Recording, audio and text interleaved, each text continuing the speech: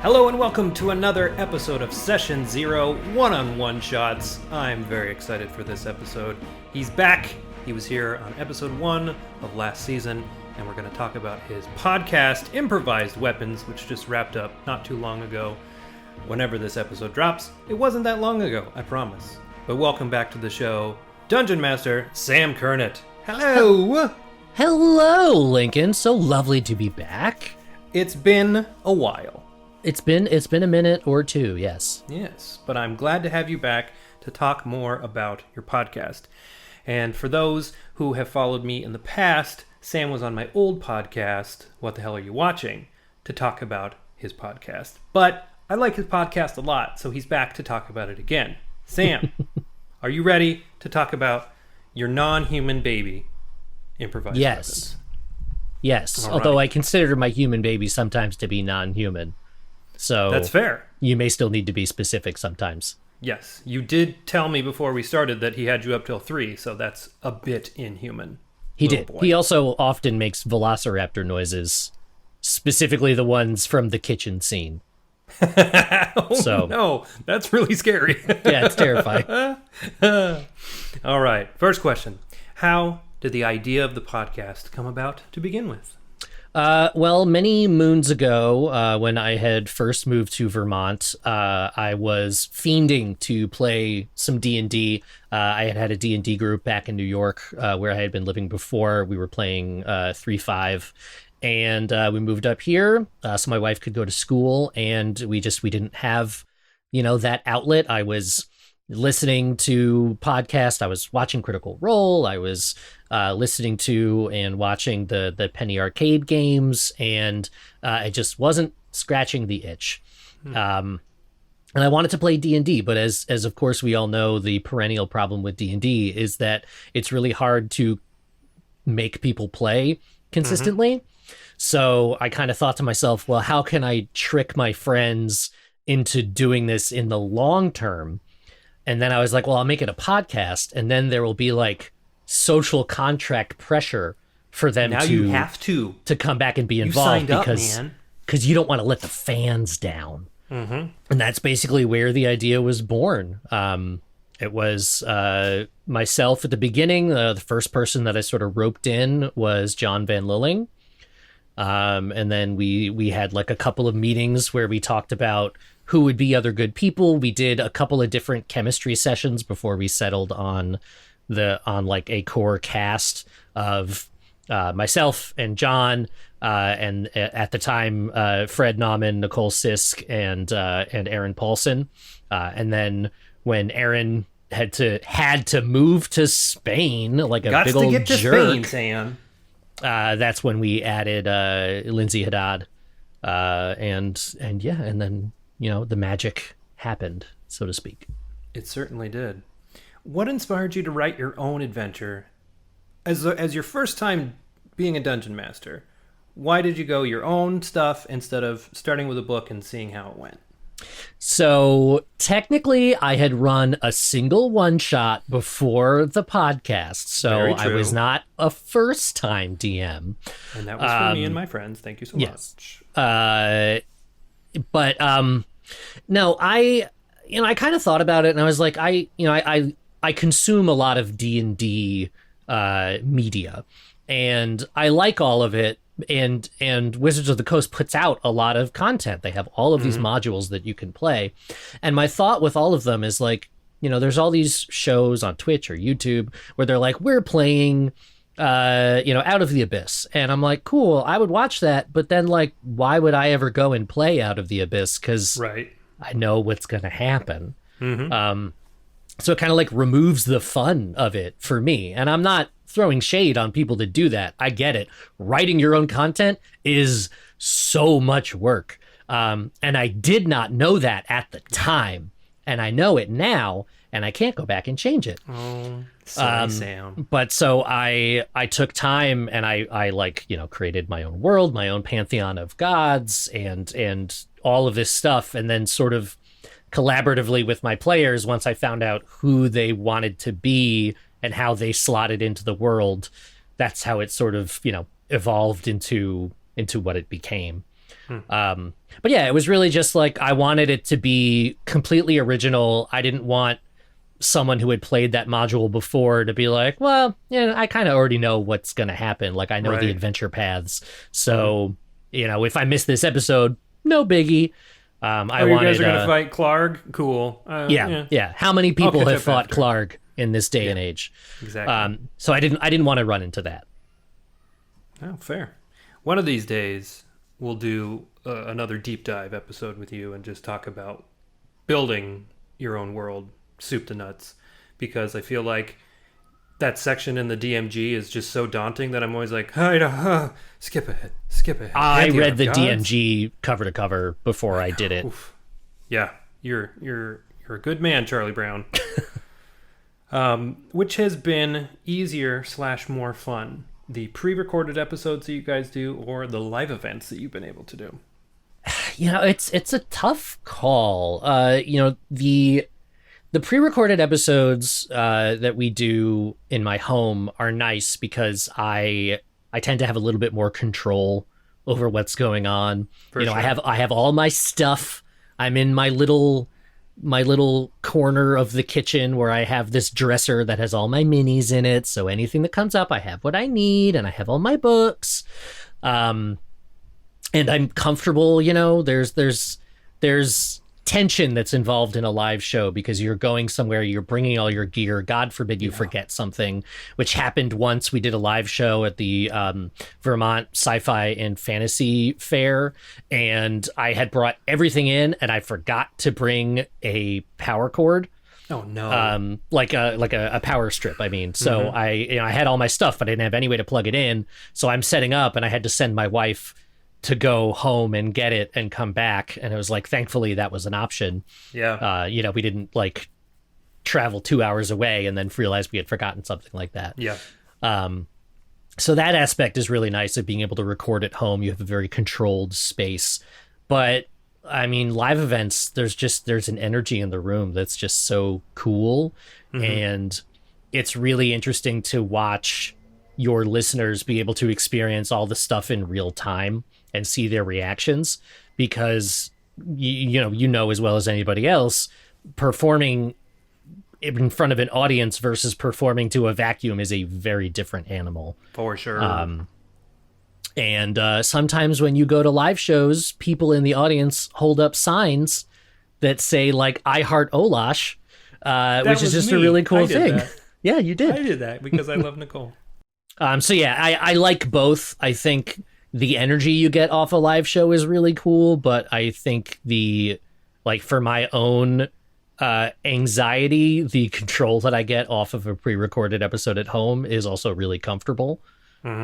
Because in addition to, DMing and producing the podcast, you're then the producer of the live events as well.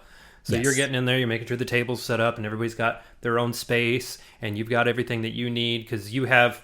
You stand when you DM live events, at least the couple that I went to. So you have to have like a mic stand, and you have a tray for your iPad to be on, and there's so many moving pieces that I feel like most people who aren't of the producer mindset would be like, oh yeah, we'll just show up and it'll be great. You got some microphones and that'll be fine. And it's like, no. No, there's about 6 million other things that we have to consider before we can do this.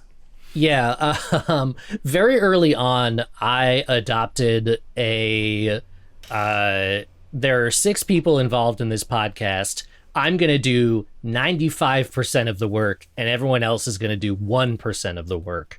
And unfortunately, that locked me into, coupling my own self-worth with that of the podcast. So for everything to be good and perfect, I have to go way above and beyond and do things that most people wouldn't care about, don't notice, would easily forgive if they ever did notice. But I see them and I have to fix them, and I have to make sure it's all perfect from the get-go. So I'm my own worst enemy. As many Not to of us mention are. that you're also a dungeon master, so you've already done all the work for the campaign, created everything that you could possibly maybe need at any point in time. Yep. That you'll probably they'll never know about. There's so much of the work that we do as DMs that's just like, oh, well, that never came up. I've calmed with that as time has gone on. I mean, we did, Sure. you know, our ultimate episode thus far was episode 155, with a couple of like episode A episodes thrown in there, so it's probably roughly 160 or so. And I definitely at the beginning would write out every possible scenario that I could think of that they would go. So I had all these branching paths laid out to be like, oh, well, if they do this, then I'll do this. And if they do this, then I'll do this. But they might try to do this to solve this problem. So I'll do this first. Yeah. And invariably, they would come up with a completely different solution, like saving a kobold and deciding that it needs to be put on trial. That I then have to create something completely different to figure out and how to do. So it got to a point where I was like, I'm going to start just coming up with the problem and not coming up with the solutions because they're not going to do what I think they're going to do anyway. So why am I wasting my time? So it got progressively more improvised on my part. Like my notes became far more bullet points and less paragraphs. Yep. I think that's just a natural progression of a dungeon master. Yeah, I agree. The YouTube channels that I watch on how to be a good DM and stuff like that, it's like, don't plan all that shit. Just be like, oh, here's three things that could happen, and then if they take any of those threads, improvise them until the end of the session, and then sit down and make some more bullet points for where you're going to go from there. Yeah. So you guys went digital before it was cool in 2020. Because you got Fred in Chicago, and then you had... Was Aaron ever recording from Spain, or was it just when he got back? Aaron never recorded from Spain, but he did record from Chicago when he moved to Chicago. Right, he also moved to Chicago. And then Nicole was in Austin, Texas, and was recording from there. Yep. So that's 3 of your 6? Am I counting your cast right? So half your cast is remote. Before... Everybody was Zooming, everybody was juke jiving, all of that stuff. What hurdles have you overcome since then? What are some of the tools that you use? And how has playing remotely helped or hindered the show, in your opinion? First, I want to just bless your use of the phrase juke jiving. Tools that we used. A lot of it was sort of like cobbled together. On our end, since we still had a couple people who were physically in the space with me at the beginning, I got like 9 million cable splitters and pairs of headphones so that I could run it out to everybody so we could hear everybody. And then I had my iPod set up on this big arm in my kitchen so that it could see the table. So like not the players couldn't all see everybody because we were still using physical maps. But everyone could see what was going on the table itself. And then I had to have a splitter plugged into the iPad with one line going out to our Zoom H6 recorder and one line going out to the headphones, because I recorded that as a backup track because all of my players who were recording remotely recorded on their own computers and then sent me those files, which I then had to sync with the backup track that I had. And it was, honestly, it was a massive pain in the ass. There were a couple of times that it happened that someone's file didn't record properly. I remember there was, over a Thanksgiving break, we went to visit my parents, and I spent a lot of time on my laptop listening to the backup track, transcribing someone's lines to then email to them to say, can you re-record these and make it sound like you're thinking of this like on the spot? Because it's really hard to hear on the backup track, and otherwise, like, I got nothing out of what you sent me. It was just a blank file.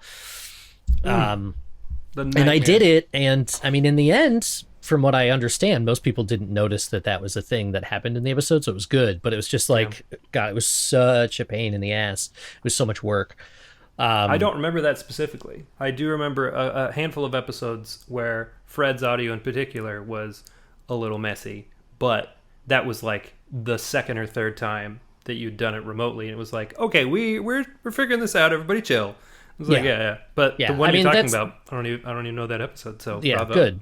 I mean, the one thing that was excellent about it was that like everyone who listens to the podcast didn't care. Yeah. They were like, we just want to hear the story. So long as we can understand what people are saying, that's all that matters. Yeah. And that was good, and that definitely helped us keep going. So yeah, I mean, there were so many points of entry at that point with everybody having to record for themselves that it made it really difficult. I greatly prefer when I'm the one who's in control of everything, and it's like, it's all just on my end. I have all the recordings. I know it's all there. Everything's fine. I don't have to wait, because that was part of it too. It was like people would record for themselves, and then I'd be like hounding them, be like, hey, can you send me your file? Because the episode's supposed to come out tomorrow, and I'm going to be up until 4 a.m. finishing this goddamn thing. Because people have lives. I get it. But my thing is more important than your thing, so please obviously accommodate. Come on. What was nice about it, now that I've done all of that, slamming it, is that it was a lot easier to schedule, because I didn't have to find a time when everyone could be at my place, which was usually ended up being at like 8 a.m. on a Sunday. No one had to travel anywhere really, so it was much easier. People could just work from home. So scheduling, which is the worst thing you do as a dungeon master, was actually 100%. easier. Was actually easier in that context. Nice. And so that was the one benefit. Yeah, and as we got into, people Zooming and working from home and having to get these tools for life, how did you transition from what you were doing into what you ended up doing with the final episodes? It was honestly, it was easier once we went full remote. I was using an online platform called CleanFeed, which is like your Riverside FMs, like your Zencasters, all that kind of stuff. It's just a web-based audio recorder. So we would all log on to that, and then it would record all our audio in browser, and then I would just download it directly from there, so I didn't have to wait for anybody to send me files. Nice. Downside is there was no video. We couldn't see each other. Nor could I project a map, so we went all digital for maps as well. I would just post a map into our private Facebook group whenever we needed one, and everyone would sort of have to use it on their own. And I took to labeling our maps with letters on one side and numbers on the other, so it was like playing Battleship. Like, ooh, yeah, move me to H4. It's like, oh, yeah, great. yeah. So it was Battleship. It was Cassian to C2, and that. It worked for what we needed it to be. It wasn't ideal. I still greatly prefer physical maps and actual minis and all that stuff. I think the more tactile it can be, the more fun it is. For sure. I will always choose a paper character sheet over a digital character sheet. No matter how fun D&D Beyond is or whatever you're using, I want to smell the paper and feel the pen in my hand. But, if you got to go digital, you got to go digital, and you find a way to make it work. For sure. Yeah, we went digital early on because we had our game, which actually, as we're recording this Saturday's our 3-year anniversary of my congratulations campaign. Thank you. So we have, Lego minis of all of our characters and all that good stuff.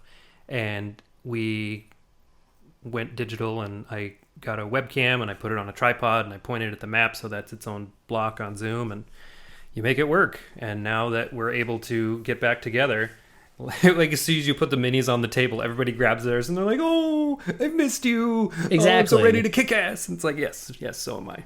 Yeah, it's just there's a very different feeling for any player when they could pick their mini up on their own and move it to where they want it to be, versus watching someone else do it on camera, or watching a token move in Roll20, or saying move me 3 over and 2 up. That's where I'm gonna go. Being able to be I'm going here. I choose. Yes, exactly. My choice. It's just player choice is one of those things that I think is very important for the game. And I want to do everything I can to make players feel like they have a choice, when in reality, I am controlling everything. Mwahahaha. Yes. All right. Thank you so much for coming on the show. I got one last question for you, and that is, Sam Kurnit, what's next for Improvised Weapons? Well, Improvised Weapons is far from over. While we have ended our first campaign, quote unquote, we got plans. Any of our Patreon listeners would know from our last reaction cast, we talked about doing a number of things. We are still planning on doing an epilogue episode of sorts, sort of this is everything that happens to the characters over the next year of their lives.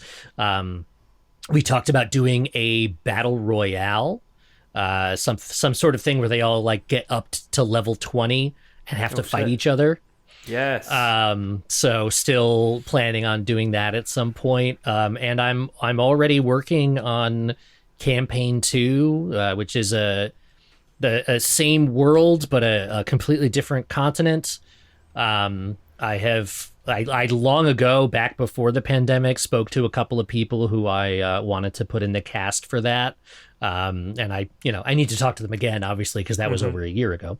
Right. But we there are irons in the fire for that one. It will take place.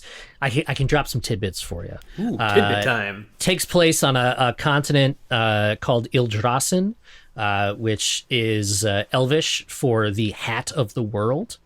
Oh, Canada. So it is it's not Canada. It's more like the Arctic.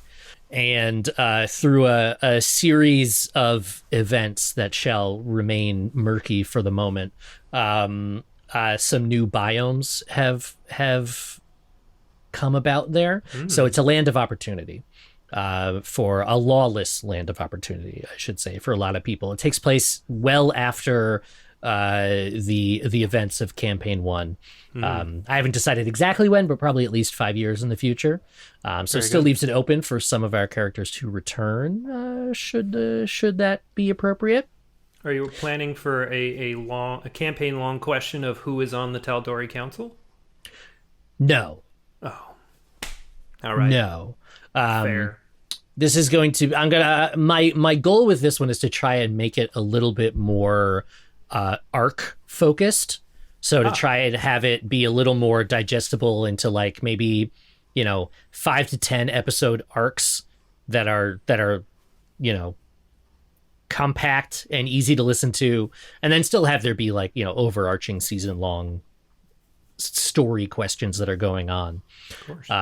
But I found that while I love the campaign that I wrote for everybody, it was 155 episodes of the same story, which makes it very difficult for someone to dive in later on. We did a couple of like, oh, here's a recap episode, but the recap is like 20 minutes long.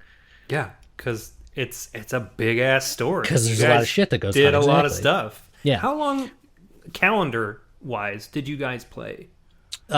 We started.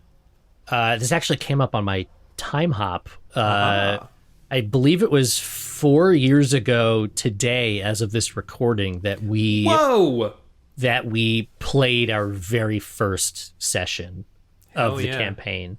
June 11, 2017. Yeah, I believe that is correct. Crazy. Yeah, I don't know. Time flies when you have a young child. True. And have a baby. That too, yes. Yeah. But yeah, so I think it was we played probably for about 3 years, basically straight. I mean, we tapered off a little bit towards the end because I had a child. Yep. But we managed to get it all in there. Indeed. Well, if you ever need a guest star, I have many characters that I've built. Oh, you know someone that I could use as a guest star? Yes, I do. I have contacts within the industry. Rachel's available? Yeah. Okay, cool. It'd be Rachel. That's who. Or like one of your cats? Daenerys loves to get on the map and fuck stuff up. Not in a gameplay sense, but in a, ooh, I'm a cat. Everything's knocked off the table. Every cat is a secret Tarask. That's what I say. Indeed. And why don't we just end on that beautiful image of cats being terrible monsters?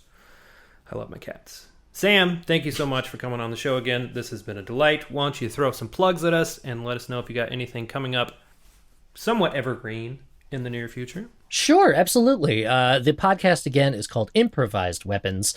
You can find it on all the podcast platforms. You can follow us on the Twitters, the Facebooks, the Instagrams at IWVTcast, where you can see pictures of the minis that we use, the maps that we use, all sorts of crazy stuff.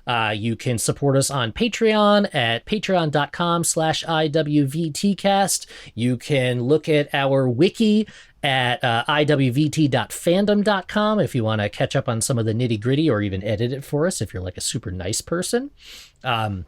Me personally, you can follow me on Twitter at the FNDM, which stands for the Friendly Neighborhood DM, not the fucking DM. Just want to be clear about that.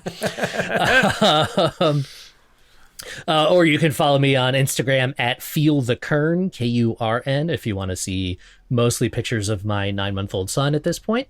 I also have another podcast that is in indefinite hiatus because of my child, called What Is Fun, which is a super fun show about me playing a robot sent back in time from the future after the fall of humanity, trying to figure out what this human emotion of fun is.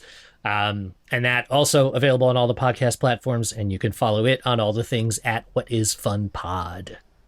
I think that's everything. And stuff coming up in the future. You know, the world is opening up again. I have an improv show tomorrow in a park in front of people. How about that? So, check out. By the time this comes out, you can message Sam and ask him how it went. Yeah, but there will be more. So if you're in the Burlington, Vermont area, check out vtcomedy.com to find out about all of our stuff going on over the summer. Fantastic. You all know me, Lincoln L. Hayes. You can follow me on all the socials, Lincoln L. Hayes on Twitter and Instagram. I did reactivate my Facebook, but I'm probably going to turn it back off. I was trying to sell some stuff, whatever. You can follow this show at Session Zero D&D Show on the Instagram, and you can find all of this stuff at my website, lincolnlhayes.com. Session Zero. Please do that. And check out Improvised Weapons. I loved it. I almost bought a shirt, but I couldn't figure out which dumpstat applies to me, which I know now is Dex. It's a tough decision. I ended up going with Constitution because I get every sickness that my wife brings home. Fair enough. All right, Sam, thank you so much. Check out his podcast. It's great stuff. And hopefully we'll have you back at some point for some of our one-shots. Perhaps my own battle royale. Oh. Oh my God, I can't even think of it. Well, the Japanese film where the children kill each other? Yes, that's the one. Awesome. I'm in. Thank you so much for watching, and go play some D&D. Bye, all.